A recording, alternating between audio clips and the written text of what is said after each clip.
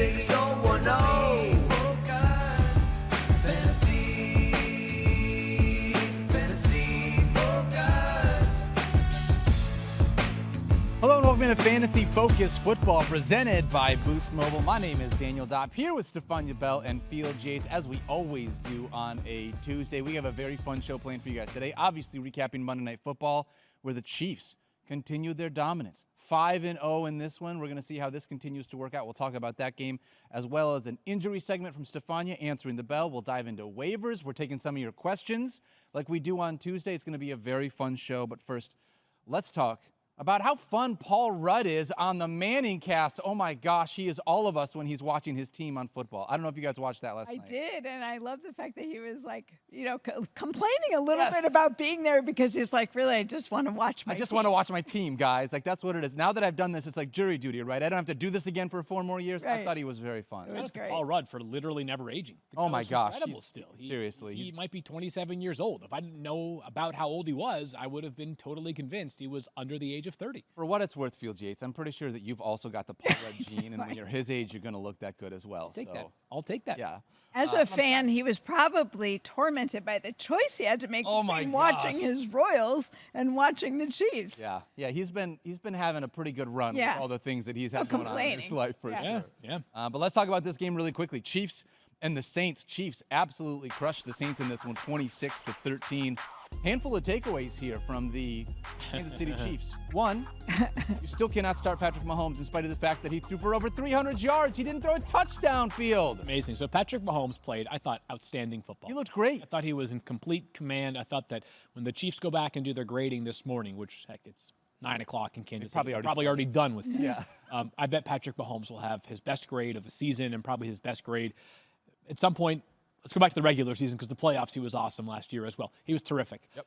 And yet under 13.5 fantasy points. So this is the sort of that dissonance that we talk about sometimes where you can be a bad real-life quarterback and a good fantasy football quarterback. We called it the Bortles for many years. Yep. You can also be a player playing at a high level in real life like Patrick Mahomes is and then not playing at a high level in fantasy for fantasy purposes. And to me, like, I was super encouraged by the passing game last night. The band was back together. They talked about this after the fact. And I don't think they're a better offense without Rashee Rice. But Troy Aikman talked about this last night. I think Joe Buck may have actually teed him up to kind of opine on this. And Troy agreed with the assessment that, these play callers are a bit sick in the head to the point that they like the challenge of not having their top dog in the sense that they can strut their stuff a little bit. Mm-hmm. And the Chiefs were forced to get back to the basics last night, and back to the basics they did. I say all this to say that Patrick Mahomes and the Chiefs have a chance to get back to the point where you can have him as like a fringe QB1 if they can improve the red zone play. Yeah. Everything was great last night until the red zone. I think one of the reasons why the red zone play slows down is the field reduces, obviously, right? There's a natural boundary on the backside of the red zone. You need better man coverage players. The Chiefs, without Rashee Rice, don't right now have a great man-to-man coverage beater. Doesn't surprise me the red zone offense struggled as much as it did last night. An encouraging day for Patrick Mahomes in real life, not quite there for fantasy, but Stephania, Travis Kelce, apparently not gone yet. Yeah. Taylor Swift was at the game. I saw that as well. We talked about that. Maybe that was part of the issue now. But really, this did feel, I think it felt like everything was right in Arrowhead to the point that Field made about Patrick Mahomes being back. Travis Kelce was back. 10 targets, 9 catches, 70 yards, 16 fantasy points. This is what we want from Travis Kelce. We want him to be in the double digits in fantasy points. Weeks 4 and 5, averaging 15.95 fantasy points per game. Weeks 1 through 3, it was 5. Yeah. So he essentially has tripled his average production in the last 2 weeks, which you love to see. And just the way he was classic Travis Kelce, getting open where you never think he's going to get open. They were talking last night, too, about him sort of setting a pick. Yeah. Essentially, like running a pick, but not enough to get it called. Like he knows just how to do it, and then he's open in the middle of the field, and that's where Patrick Mahomes looks for him.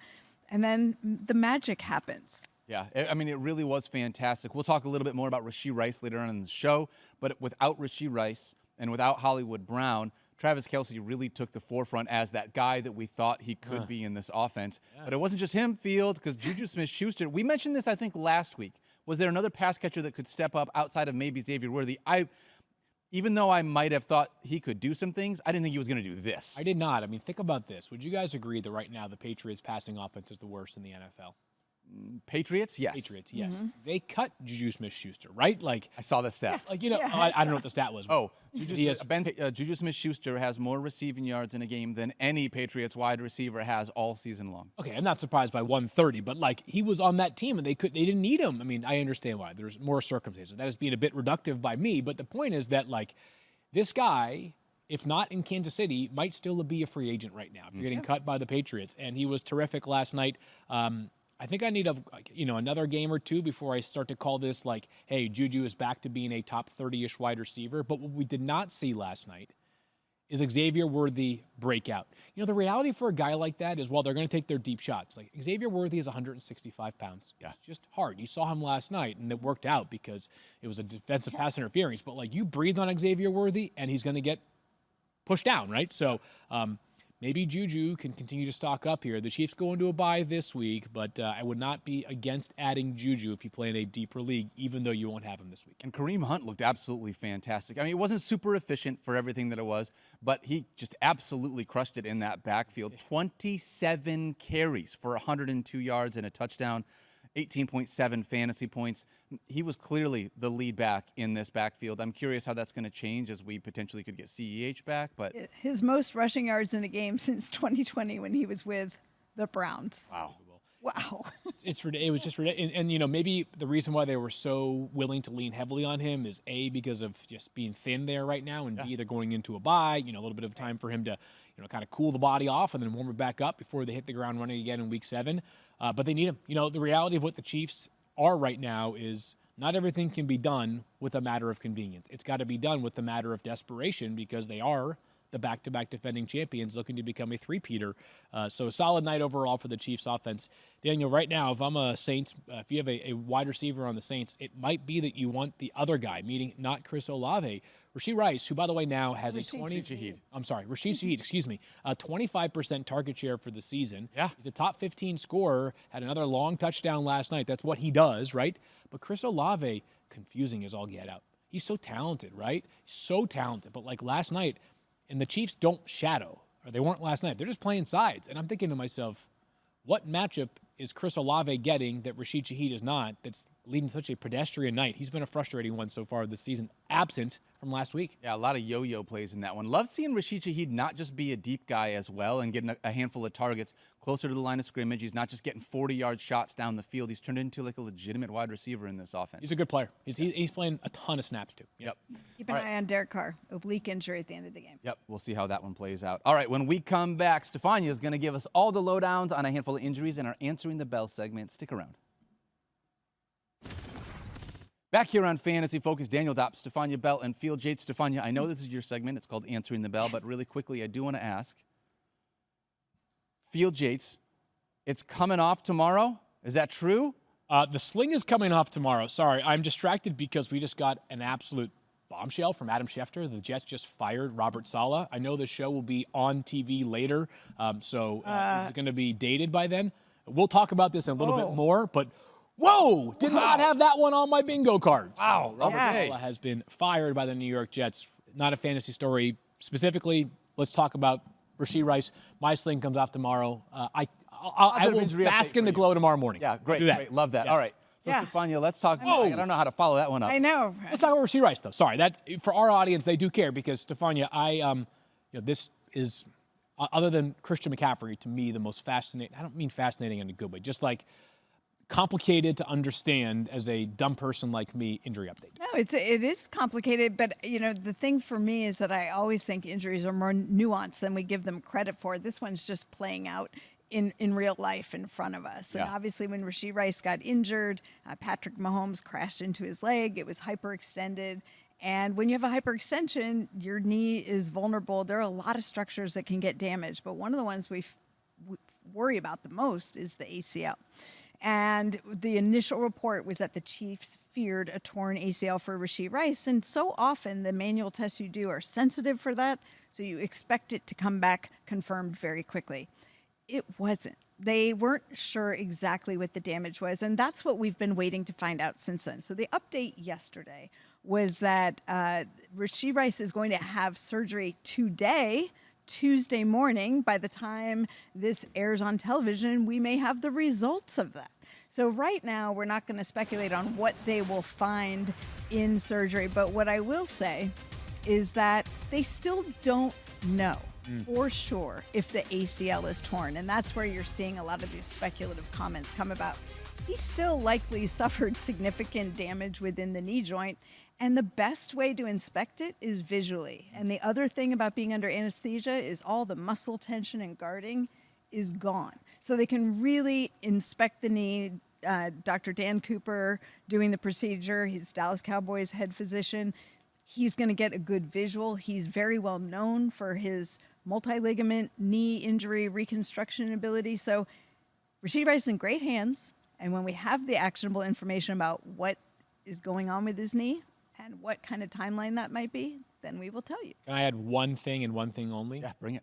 If we don't have the definitive update by the time you go to bed tonight, I would still hang tight on Rashee Rice just in case. I have no idea whether it's a 1% chance or a 95% chance, probably closer to 1 than 95 that he returns late in the season. But if we don't have that clarity for some reason, I'd hang tight if you can afford to. Yeah, if you can put him on IR and you don't have to use that spot on somebody else. Yeah, if you have room, if you are needing to make a move, I would say go ahead and make it, because more than likely the absence is going to be extensive no matter what. And whether that leaves room for the season or not, who is to know? And I agree with Field. It's like I always like to have the best information available before making that choice. And hopefully that will be how it goes. Yeah, hopefully. Yep. We'll Hopefully find we'll out. Yeah, we'll definitely find out a little bit The more player later today. too. Like, I'm sure he'd like clarity. It's been a long 9 days. Oh, yeah. I'm sure, yeah. So we'll continue to monitor that and see how that one plays out. Stephania, let's talk about the Texans. We mentioned it really quickly yesterday. There was an update on Nico Collins, who originally the Texans had called day-to-day with a hamstring, but then it was changed to week.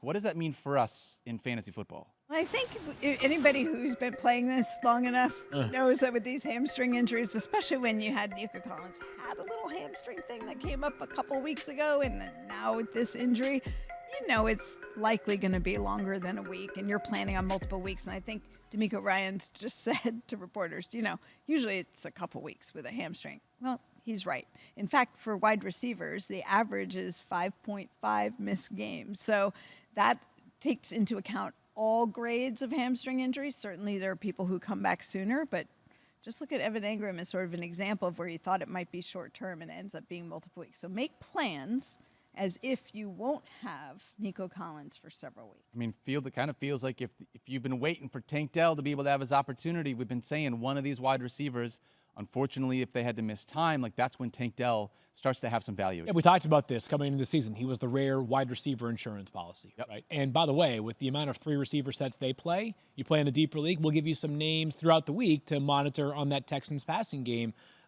Xavier Hutchinson might tickle your fancy a little bit, amongst other names there. Stinks for Nico. Obviously, has been an incredible player, but yes, I'm banking on some time here. And we saw Cam Akers again this week. Stephania, get the start for the Texans. Is there a chance that we will have Joe Mixon back here in week 6, or is this going to continue to potentially linger? Yeah, he remains week to week, and all I have to do is say high ankle sprain. Running backs, they can feel really good walking around. They can actually feel really good doing straight line running. But then when they have to do things running backs need to do, like pivot and cut, and also the risk of being tackled and getting that ankle twisted again, it usually takes a little longer than expected. So until we see him back in practice, I don't think we have any closer gauge on his return. Okay. And Dameon Pierce obviously still hasn't practiced yet either. We'll see there. Daria Gumbawale had 21 touches last week. Some of us might have added him a couple weeks ago, and it paid off. I think he got in the end zone 2 weeks ago. So it's been it's favored him more than it has Cam Akers of late.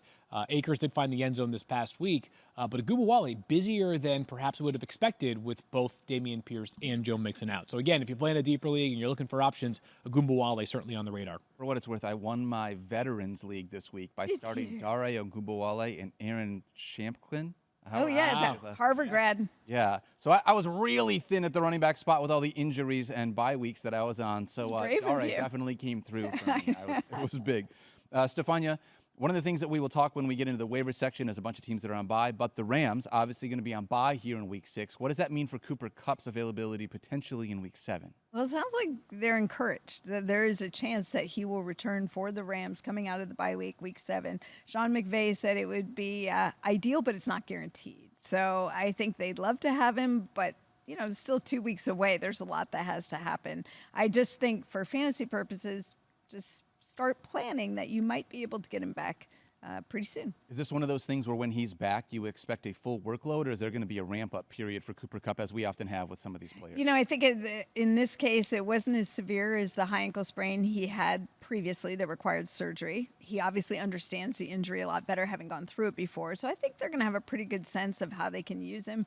I don't know that it will be a structured snap count or something like that, but they're always getting feedback from the player during the game of how it's going, and it might be a little bit less volume in the first week, sure. Okay.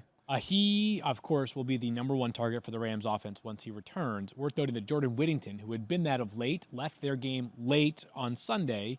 As Stephania mentioned, they go into their bye right now, but a player to monitor because he has been so heavily targeted. It's been kind of the Jordan Whittington and Colby Parkinson show over the past couple of weeks as far as targets are concerned in Los Angeles. Yep.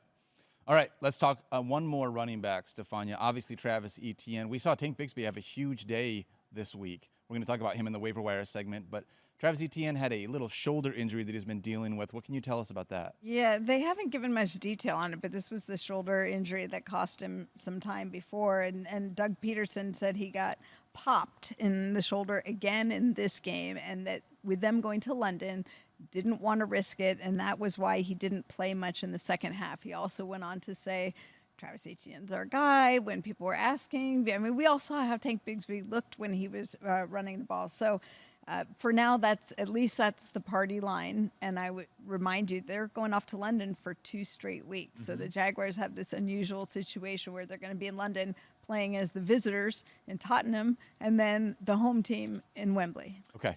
Can I add that a player is their guy, except for when you're 1-4. The guy is whoever's playing better, right? Yeah, so just to further Stephania's point, the party line only goes so far. Sharing the message. Yeah. Not just the message, exactly. People are asking the question. There's a reason the reporters are asking the questions, right? Because we saw what Tank Bigsby did. Yep. It's going to be tough to keep Tank off the field, but like I said, we'll talk about him in just a minute over in our waiver segment. One last question for you, Stephania, not on our note.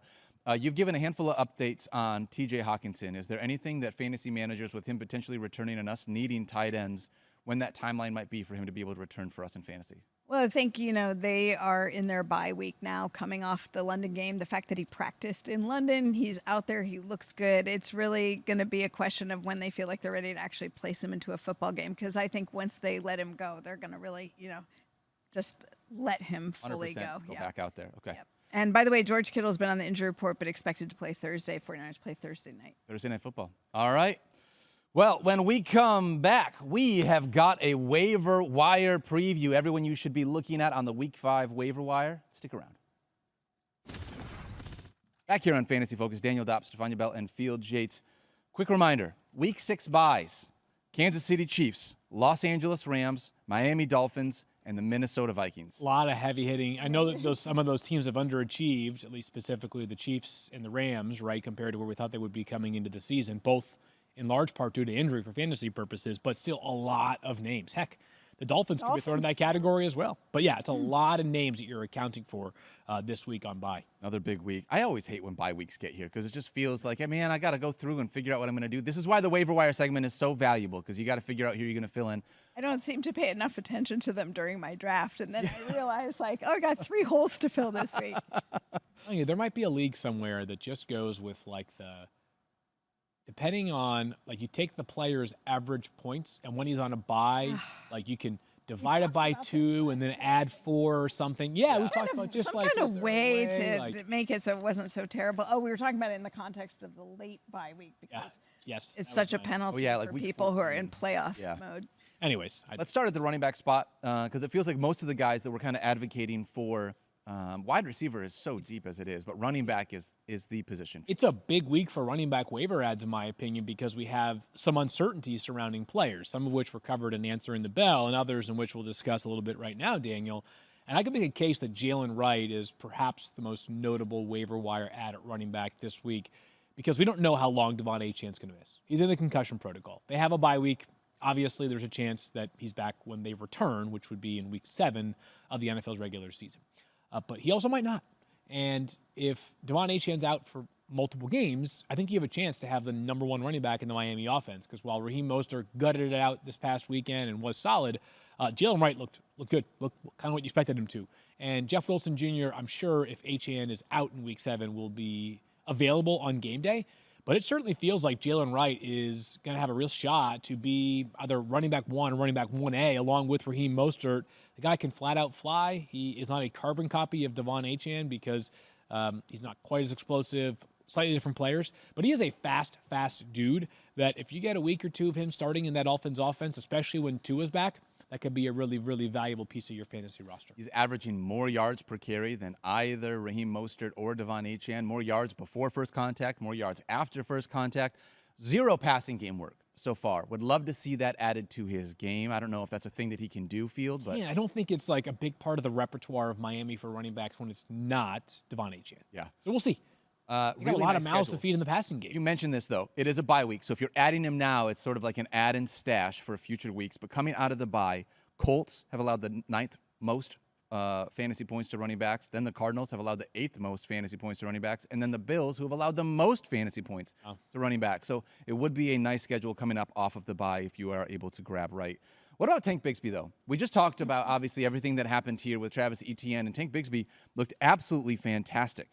He has 20 fewer carries than Travis Etienne, but 40 more yards than Travis so far this year. There's an explosiveness to his game that just doesn't feel like it's there with Travis Etienne right now. That's why his name is Tank. That's what it is. I think he runs like a tank. Your name's not legally allowed to be Tank unless you run and play football the way that he does.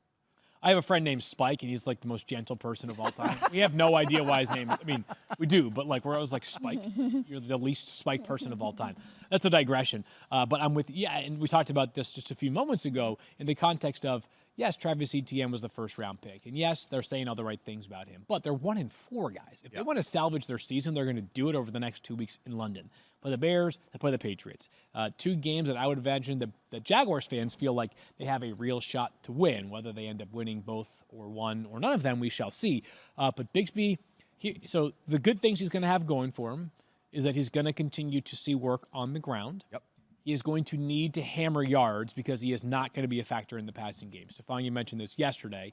For as pedestrian as Travis Etienne's rushing work was in week 5, he was involved in the passing game, and that was one of his fortes coming out of college. So it won't surprise me that if they're throwing the football 8 total times to running backs in a given game, 5 or 6 of those are probably going to go to Travis Etienne. But I think Bigsby needs to be added because Etienne, he does have that shoulder injury. Like, who knows? I mean, you just never know how things can progress throughout the week. So Bigsby, I think a talented player. His role could increase a little bit organically, and you've got the possibility of an injury for the other guy.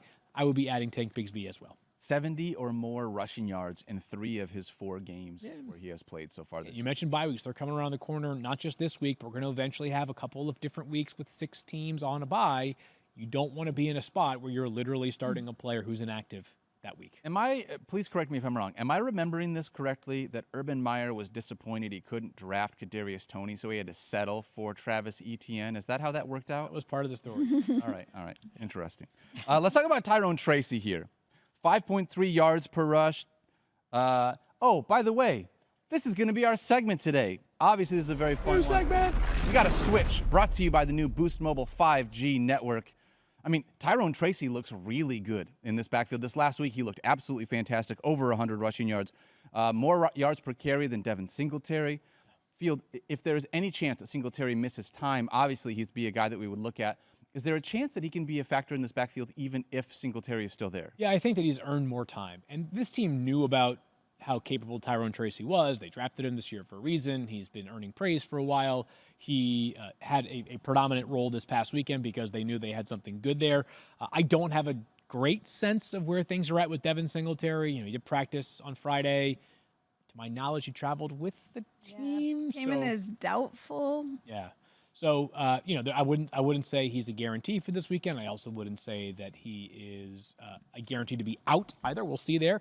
And I do think that he does some things like, I think this team He's not going to evaporate, I don't believe, if he's healthy. But I think Tyrone Tracy has earned a bigger role. And we talked about this during the preseason. Is you got to find a couple of starting running backs where you're saying to yourself, where does he rank amongst the 32 starting running backs in the entire league?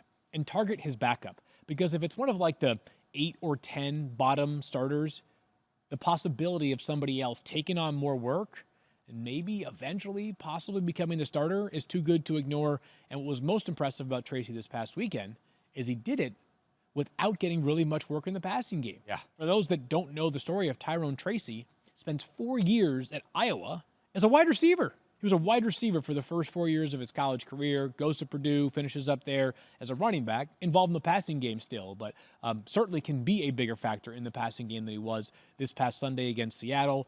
I also wouldn't be entirely surprised if Eric Gray plays a little bit of a role, but to be clear, if you're looking for a backup, maybe potentially starting running back for the New York Giants, it is Tyrone Tracy. Yeah, and this is an offense, Stephania, where the Giants just need playmakers. I mean, period. They're trying to find any way that they can be able to matriculate the ball down the field. We saw that this last week. I just like being able to use that word. No big deal. I was going to say, you're pulling up an old school reference there. And yeah, with Malik Neighbors out with a concussion last week, we had to see other players step up. We'll see what Malik Neighbors' status is as they head into this week when they begin practice. All right, only rostered in 18.4% of leagues, so definitely someone that should be out there in your league. That was You Gotta Switch, brought to you by the new Boost Mobile 5G network. All right, let's talk about Ty Chandler as well. Stephania, you gave us an update yesterday on Aaron Jones. I don't think we heard anything new from when you last talked to us. No, he was expected to undergo an MRI, and we haven't heard any results from that. He only played 16 snaps because of the hip injury. Obviously, Tyson Chandler, maybe he prefers Ty. Ty Chandler came in and was the primary running back after Jones was out. He always had a role. But now, Field, he's going to have more of one. I would think he's the guy if Aaron Jones misses any time. Going into the bye helps certainly Aaron Jones' cause. The Vikings sounded hopeful when they were leaving London, but until the imaging is done, we certainly don't know for sure. But Ty Chandler, I actually think is a reasonable player to add in general, just because I know that he has defied it for much of the season. But Aaron Jones, he's an older back, and not that many backed play 17 games over the course of a full season. It's just a hard position to hold up. It's certainly the relative to how big the player is, it's the most physical position. You've got, 200-pound guys being tackled by 300-pound guys pretty often. That's not fun. So Chandler, while he was inefficient in this past game against the Jets, A, it's a good Jets defense. B, I mentioned this, when you're up like the Vikings were for a lot of that game, and the opposing team knows you're probably going to run the football, they're going to gear up to try to load the box a little bit more. Your efficiency suffers. Yes. So I wasn't surprised that it was like, I get it. It wasn't like a monster day for Ty Chandler, but we have not talked about a player so far in this segment who we have seen for, even if it was only a 3 or 4 game sample size, play as much as Ty Chandler did in a starting role last season. And he was solid.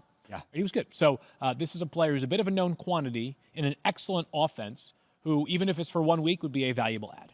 Obviously, like you had mentioned, bye week this week, 2 running backs that we're talking about that you should add off of waivers. Part of that, we've started this waiver list 4, right? with 4 different running backs, and I think part of that, at least for me, wide receiver is just such a deep position. I would rather have my bench be filled with some of these high upside running back guys that I could be able to fill in, especially if a role opens up for them, because that running back position is so much thinner than the wide receiver spot in fantasy. So if I've got a guy on the end of my bench that I can be able to get rid of. I hate to say this, but someone like Mike Williams or pick a wide receiver that you're just sort of like holding on to just because, I would drop any of those wide receivers and target these guys, even if they are on a bye this week, for what they could be for your team moving forward.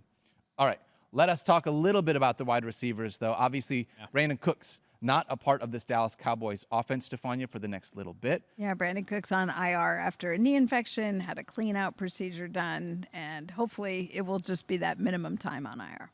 Jalen Tolbert looked pretty good this last week. This week, week 6, gets the Detroit Lions, who, in case anyone has not watched it as close as I have, give up a ton of fantasy points to wide receivers. So Jalen Tolbert, if you need a wide receiver field, feels like a really nice potential addition as a flex play this week. Yeah, and the Cowboys have kind of hoped this one would happen since they drafted him in the 3rd round out of South Alabama a couple of years ago. I don't know why I just had an accent. I heard it. Alabama. I don't know what that was all about. But anyways, Tolbert has been a player they have liked. The Cowboys have been stubborn about their lack of need to go out and acquire exterior wide receiver help, right? Devontae Adams, fans would certainly love that. The Cowboys have said we like who we have. Tolbert was not just heavily targeted last week, clutch. I mean, that's a big play. Fourth and gotta have it. No time left on the clock, basically, and he makes a huge catch in the end zone. So Tolbert has piqued my interest as well. 3 more games, as Stephania just mentioned, that Brandon Cooks is guaranteed to be out, and it sounds like it'll probably be just those 3 more. So you'll have 2 games with him potentially. He gets the Detroit Lions this week, then a bye, and then he'll come up back after that. So we'll have at least 2 games with Jalen Tolbert without Brandon Cooks. By the way, he's had at least 80 yards or a touchdown in 3 of his 5 games so far this year. So he is getting involved in this offense. We should continue to see that moving forward. For what it's worth, Lions have allowed the 2nd most fantasy points per game to wide receivers. Oh, boy. But I just wanted to put it out there. All right. And then one last one, Field. We mentioned it yesterday, but Josh Downs has just absolutely crushed it, specifically out of the slot in this Colts offense. How much do you think that this can continue moving forward? Because I want to share some things once you're done about that slot role in Indy. All right. I think it can continue. 21 targets over the past 2 weeks. On top of the fact that he is seeing a lot of targets, he's a really good player. This guy was awesome last season for Indy for that big chunk of the year.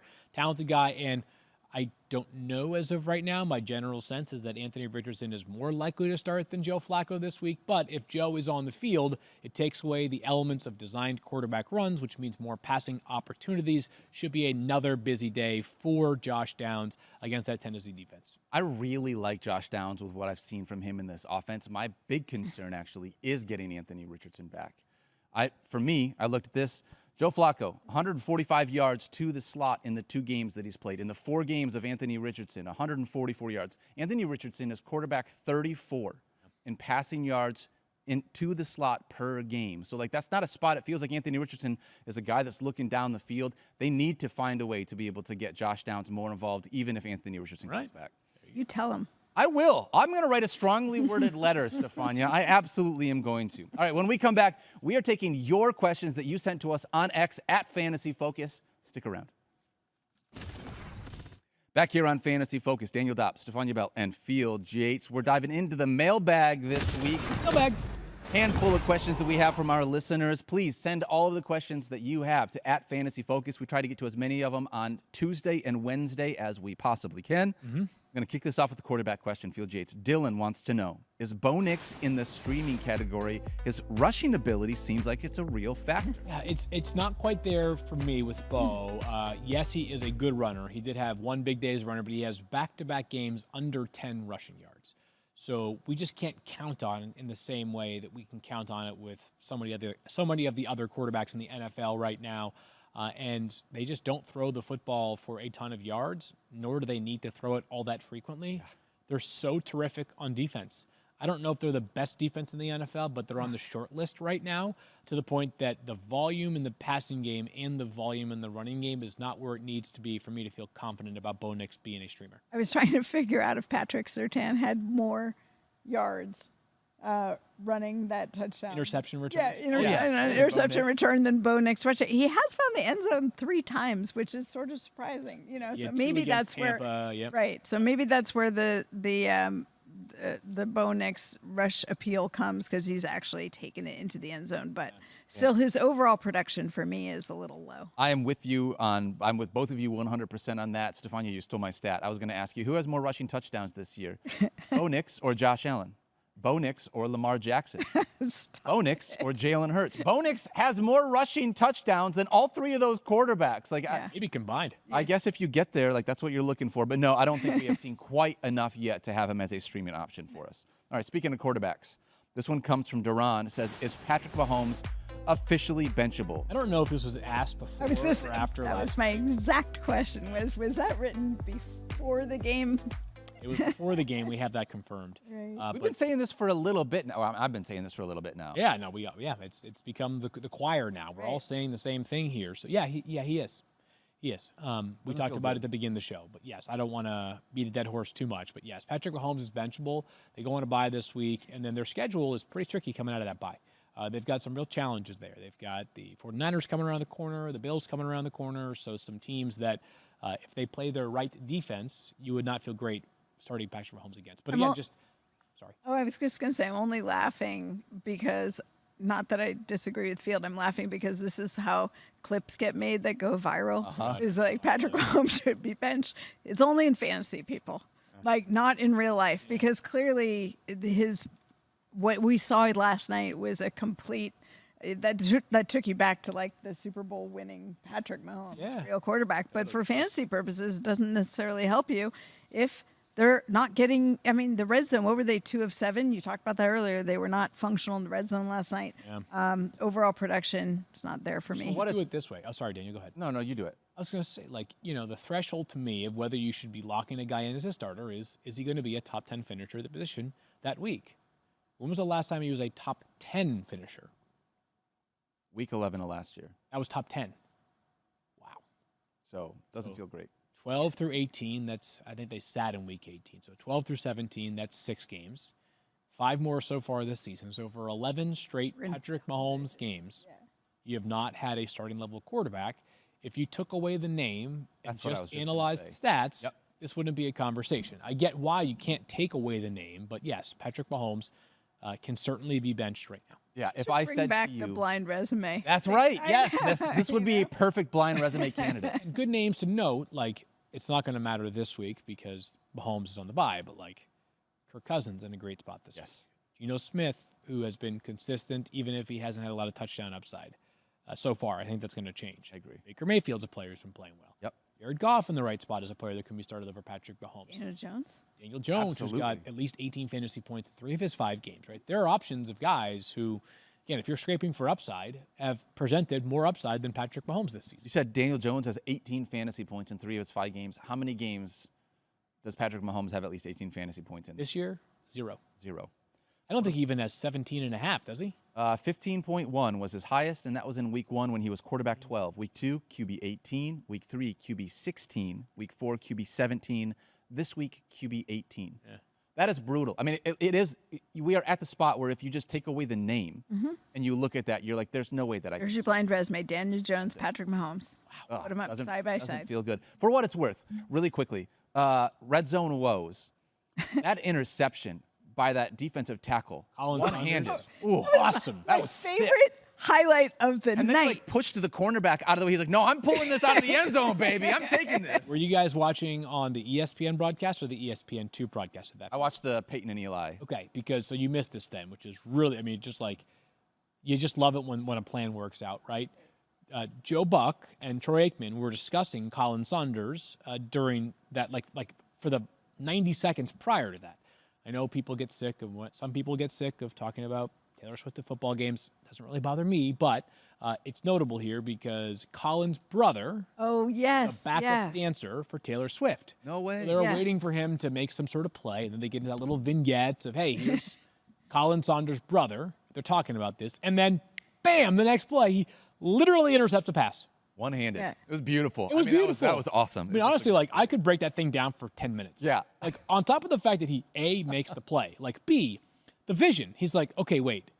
That's always a decision you have to make as a defensive player. I intercept the ball in the end zone. If I just take a knee, I get the ball 20 yards further than where I am right now. Coach isn't going to yell at you if you take a knee. Yep, take a knee. He's like, no, I have a path to do some damage here. And then you saw my man show some speed and some vision. The best part was he started to sense danger. He goes high and tight. This man's ball security is job security. I'm not going to be the guy that goes from the GOAT to the GOAT. He just ends up finding a way to turn an interception into a 30-yard awesome return. I retweeted this last night, a stat of the night. Next Gen Stats posted this. At 324 pounds, Kalen Saunders reached a top speed of 15.79 miles per hour on his 36-yard interception, the 3rd fastest speed by a ball carrier who weighs over 320 pounds since 2016. Wow. I mean, that is a stat. I'm wondering who's faster than him, because that was I know. 320-pounders moving faster than him as a ball carrier. But it's since 2016. It's almost a decade. Almost 10 years. That's crazy. Wow. Man, that was awesome. Anyways, that was just a fun play. Super fun. Yeah, Thank it was you fun. for bringing that up. All right. Quentin Smith wants to know, after 1 week of Pitts being the Pitts we envisioned in this offense, can we trust him now? Field, it only took 500 passing yards for us to be able to see the Kyle Pitts we envisioned. Yes, but he is an interesting play this week because the matchup is just right. Real nice. Carolina, who has made every passing offense basically that it has seen so far this season look incredible. That's what the Falcons play this week. Mm-hmm. Kirk Cousins, if you go to the projections, and I get it, like we still, my rankings don't exclusively align with Mike's projections, but they're a good baseline. Kirk Cousins is projected as one of the highest scoring quarterbacks in the entire week this week. Yep. It's just a great matchup for a very pass-heavy offense that plays with good pace. Kyle Pitts should, on paper, be in a pretty darn good spot. You can trust him at least this week. I would definitely easily. And to be honest, with the state of the tight end position, I still feel like he is a tight end one. Even if he's a low-end tight end one, he's a guy that I would trust moving forward. Not going to lie, you just made me pretty nervous because you said you trust Kyle Pitts, and it's like, 2 weeks ago he had 0 catches, right? So it's like His offense is looking better. I mean, we need a new word. What's the word that you can substitute for trust? Like trust. I'm hedging positively on Kyle Pitts. He's palatable. That's a big word. Well, You can tolerate him. Yeah. Okay. I can tolerate. Tolerate putting him in my lineup versus I trust putting him in my lineup. Yeah. I mean, again, this is one of those weeks where if he does what we expect him to do this week, you'll have 2 nice weeks back to back. Hopefully it just continues for that offense as we move forward. All right. Daniel wants to know, and it's not me, I promise. I was going to say. Is now the worst time to try trading Breece Hall? Field, after back-to-back awful weeks, it feels like you're selling low if you sell him now. Yeah, that would be the word here, Daniel, to the other Daniel. Is selling low is just like not a good idea in life or in fantasy football. The only way that I think it will be worth it is if you can find somebody who has multiple players on bye this week or has been really ravaged by the injury bug. If you know the person, like if for somebody in the league who has Kyren Williams and Aaron Jones as their 2 starting running backs, this would be an interesting time to tap into them. And if you could turn Breece Hall into Kyren Williams as an example, that's kind of an interesting one for one proposition, right? Yeah, absolutely. Kyren, who has been sensational for the Rams, seems like he scores. He may have actually scored in every game so far this season. Like in a vacuum, I think that's a pretty close debate, but Kyren, I think, would get the edge for me. You'd obviously lose this week of utility for Kyren Williams, but you'd have him, potentially for the rest of the way. That would be the only circumstance that I would consider like trading away. Like if you're so desperate that you just, if you can either get somebody, you can find someone who's more desperate than you are, is kind of what I'm getting at here, right? But otherwise, I just don't sell low. That's just not how I do business in fantasy football. Especially for a guy that, at least for all of us, we had as an easy first rounder, potentially a top 5 pick. Yeah, he was top 5 pick, for sure. The idea that you're going to move on from him for pennies on the dollar. He was great. The first 3 weeks, he had over 18 fantasy points. Yep. So the possibility of Breece Hall being better, and heck. I don't know. We just got some news. I was going to say, with the head coach being fired. I mean, it's like. Jeff Ulbrich, who's the defensive coordinator, is now the head coach. So it's not like they're changing. Well, you wouldn't think they would change the offense. Yeah, we'll see. It's still Aaron Rodgers and Nathaniel Hackett at the control panel there. But, man. That inspires a lot of confidence so far. Wow. Yeah. All right. Wow. That was sarcasm. I heard it. You mumbled it. I heard it. All right. Toby wants to know, you mentioned possibly trading Garrett Wilson high. Who would you trade him for, and what would you do in a dynasty league? Dynasty league is going to have to be. I agree. I would not trade him in a dynasty league. Yeah. I mean, I would if it was a great player, right? Yes. But that it'd have to be a very, very, very, very, very high upgrade, a high pedigree player, like a Marvin Harrison Jr. type. That sounds crazy, but that's the kind of like range I would be starting with. And right now, if you want to trade high, yes, I would be looking at somebody like, it would have to be after last week, like A.J. Brown, who we expect to come back this week. Somebody kind of that caliber would be on the radar. Yeah, for Garrett Wilson in a redraft league, not a dynasty. Puka Nacua, someone that might still be Puka, I wouldn't do that in redraft because Puka might not be back until week 9. Yeah. You've got some time to wait there. Well, I guess my teams are just better than your guys. Sorry. Yeah. It's my fault. Or Mike Clay way of approaching things. That's right. Yeah. Well, we don't really have time for this last one, but I'm going to say this. Cole, do I still hang on to Mark Andrews? Do I trade him or do I drop him? I don't I'm not familiar with that name. Can't trade. You cannot trade Mark Andrews. Period. It's just not know that possible. name. Yeah, it's not. If you need to drop Mark Andrews, you can drop him. It doesn't feel good, but you can absolutely do it. All right. When we come back, we got a little bit more here on Fantasy Focus. Stick with us. Show league time? Back here on Fantasy Focus, we got a show league. I want to give you guys. Can I tell a story before we get into this? Nothing but Story Why time? not? Yeah. Go ahead. Story time with Uncle Dan. All right. So listen. I'm gonna lay it out there for you guys. Okay. I'm going to lay down then. I went to the optometrist yesterday, ophthalmologist yesterday. Ophthalmologist. Because I had a handful of people ask me, you want to make sure that your eye's okay after everything that we heard happened with River in the morning. I went to the ophthalmologist. They told me that I have 2 scratches in my cornea, but it should, take some time. Pretty quickly, I should be able to see fine. I actually feel way better today than I did yesterday. Okay. But a big shout out to Stephania for getting me hooked up with her people, because this is what's the great thing about having Stephania. She has a guy or a gal for For everything. everything. Yes. The only redeeming feature. That is not Stop true, it. Stephania. Oh, you're being Do not crazy. do that. Yep. So I walk in. They squeezed me into an appointment like same day. And as I'm waiting, I say, I'm going to use the restroom real quick. Walk into the restroom. Use the restroom. This is a Mike Clay story time. And as I flush the toilet, I get up and I go to wash my hands. And all of a sudden, I just start hearing water spilling everywhere. The toilet overflowed. In the ophthalmologist's office. Because of you? Because of me. It wasn't even that. I swear I didn't do anything like crazy. I swear some kid stuffed a bunch of toilet paper in there before I even got in it. But as soon as I hit the flush button, I just walked away, didn't even look at it. And then you hear it, and it's like, what is that sound? And it's like, oh no, oh no, oh no. What do you do? And I'm like panicking because it's like, I don't know what to do in this situation. So I opened up, they had a big cabinet in there because they have like a baby changing station. And they had a huge roll of paper towels. So I'm down on my hands and knees, just like trying to sop up as much of this as possible, right? They have a little plunger. I grab the plunger, I plunge it out. Immediately everything like clears out. And so I get up, I use the entire roll of paper towels, and it's still not fully done. Like there's still water all over the floor. I wash my hands twice, and I'm like, well, I guess I just got to face the music. Wow.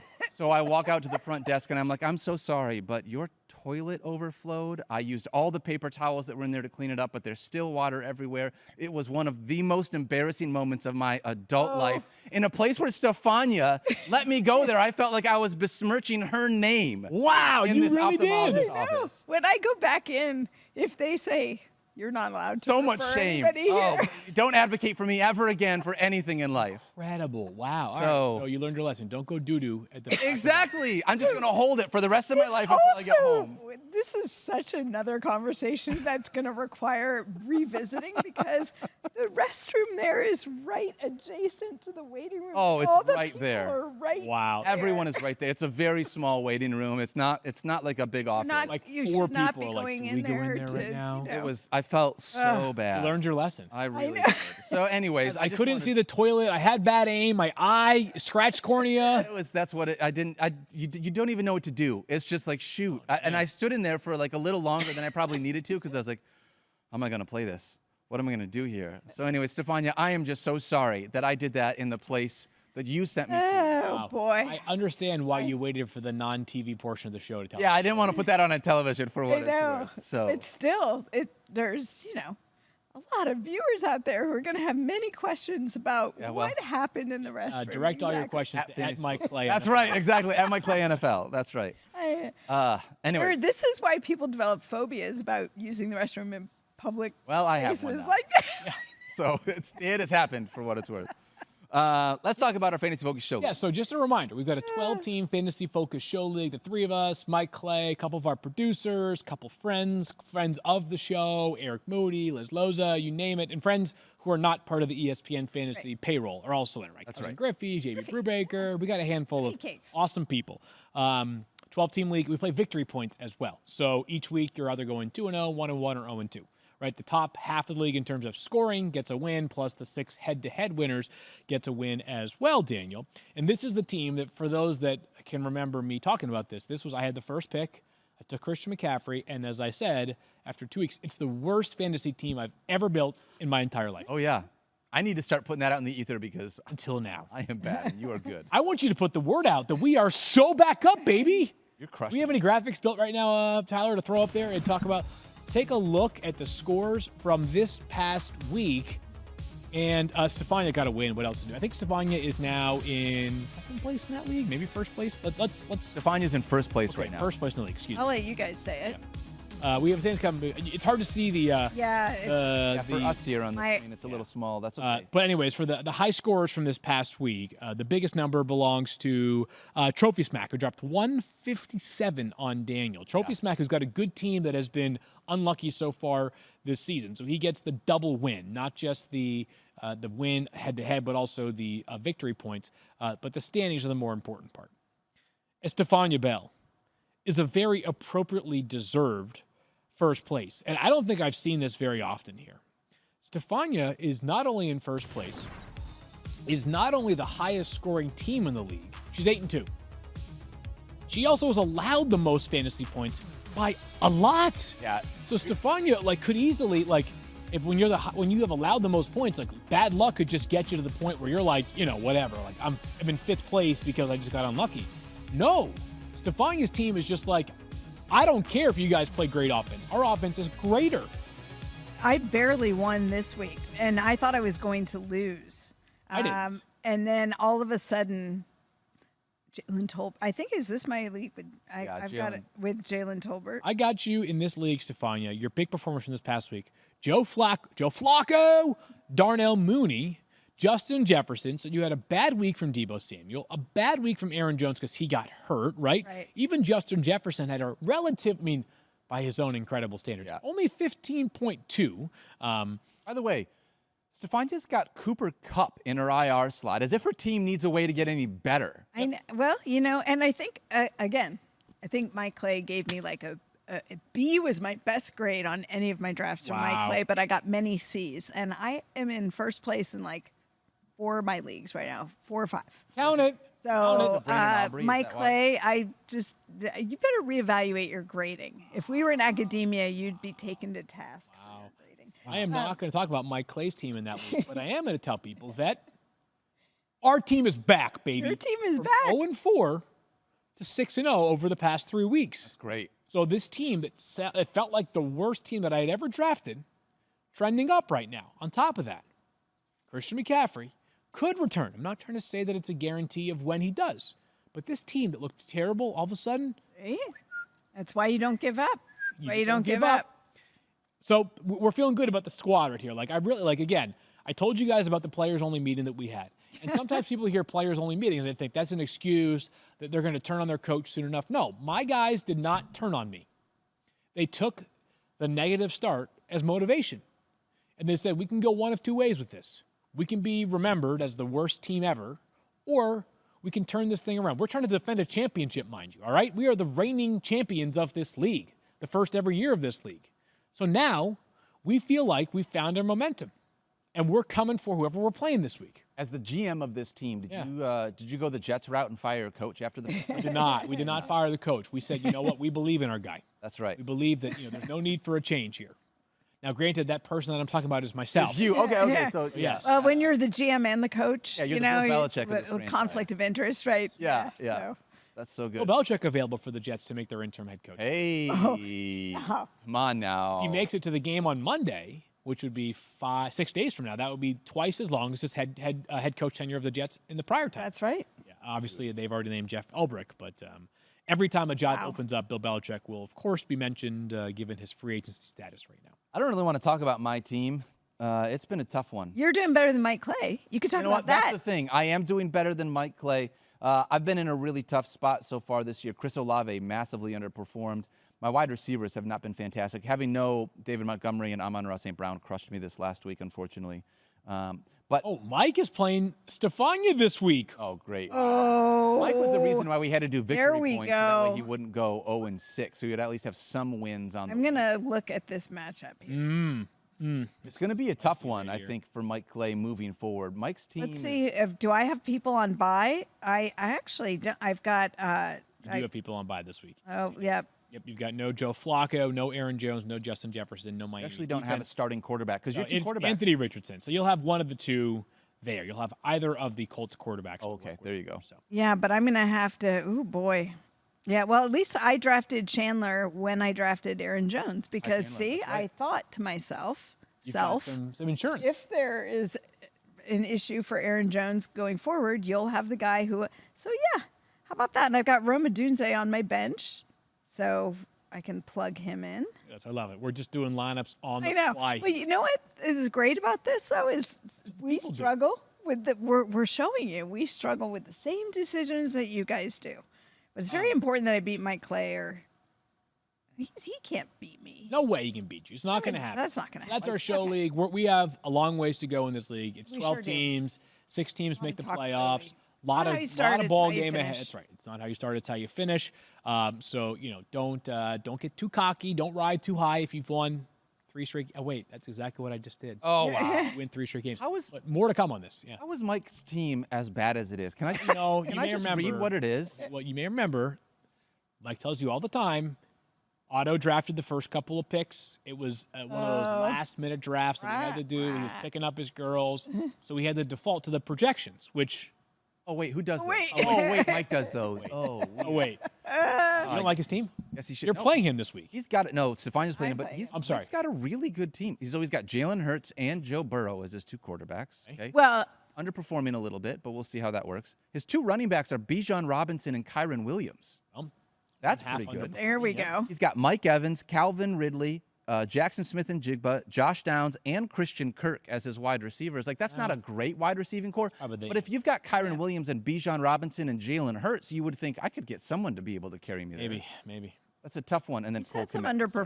underperformers there Yeah. compared to what you expect. Honestly, like I think it calls into question whether the manager knows what he's doing. Like, Yeah, I think you know how to get the guys ready to play. I know. Like it's one thing to say you got a great coach or a great manager. Like I'm a results-driven guy, and I want to know like when my team takes the field on Sundays or Thursdays or Mondays, like are they ready to perform? And these are the questions that people should be asking Mike. I think that we ask Mike those questions, and he usually says a bunch of curse words. Oh, you know what? He just walks away. He says, like. I don't talk on Wednesdays. I only talk on Tuesdays. You guys didn't come to me on Tuesdays, and per the league rules, I don't have to talk. That's so it. We'll see what he says. We'll see what he has to say for himself tomorrow Yeah. when we have him on the show. Yeah. Ask him how nervous he is about going up against this Wait to find out. a freight train. Juggernaut. squad. Yeah. That's right. All right, when we come back, we're going to close out Fantasy Focus like we always do. We'll see you in just a minute. Back here on Fantasy Focus, Daniel Dopp, Stephania Bell, and Field Yates. Another fantastic Tuesday. Thanks for hanging out with me, guys. This is always a good time. Sure, yeah. Glad you can see well again, even Yeah. if it came at a cost. Well, you know what? It's at least I have better vision. I feel like it felt very odd to have my eyes feel all messed up and blurry and everything like that. So it was nice to be able to have some assurances that I didn't do any lasting damage, or River didn't do any lasting damages for what it's worth. So big show set up for us tomorrow, Field. We're obviously going to have Mike on. We can't wait to heckle him about a bunch of stuff. Were you a part of my Jaden Daniels, Lamar Jackson board bet, or was that just between me and Mike? No, I had Josh Allen in that. That's right. So I did not win that one. All right. So I get to give it to Mike that I was right when he was wrong. That's what I'm hoping. You can give it to both of us, but yeah, we'll save that. I don't know. I'm going to save it for you. You're a nice guy. I don't want to. There's nothing to do that. Always a good time, though. Appreciate you guys hanging out with me. We're going to come back tomorrow. We have got a rankings show. Obviously, going to dive into all of the Week 6 rankings and see where everyone lands. It's going to be a fun week. Maybe a Rashee Rice update in there as well. Who knows? At this rate, there might be 5 more coaches fired by the time we get to tomorrow's show, and any other news that might come along throughout the afternoon. I can't wait to see what that is potentially going to do to this offense, because the Jets have looked go about with- as bad as it Go gets. with not much. You don't think so? I don't think so. Maybe not. You think they should have just promoted Aaron Rodgers to head coach and just let him be the guy? Might be. He's Might be. sort of where it's at. Lazard would have been a good pick too. You know what? Al Lazard, more fantasy points so far this year than Garrett Wilson was not something I had on my bingo card through 5 weeks. I thought maybe that first week, like it was a fun bit. It was a good story. Alan Lazard is the wide receiver 1 of this offense, baby. I'm not going that far, but I am enjoying his production. I for the am first 5 too. weeks. You gotta have I'm fun. pretty sure that Aaron Rodgers watches Fantasy Yeah. Focus. All right. Like I said, we will be back tomorrow on Wednesday with Mike Clay talking rankings. Thank you so much for hanging out with us. Today's show is presented by Boost Mobile. Don't forget to love each other, be kind to yourself, and we'll see you guys on Wednesday. And get your waiver claims in. Don't forget to get your waiver claims in. Sweet.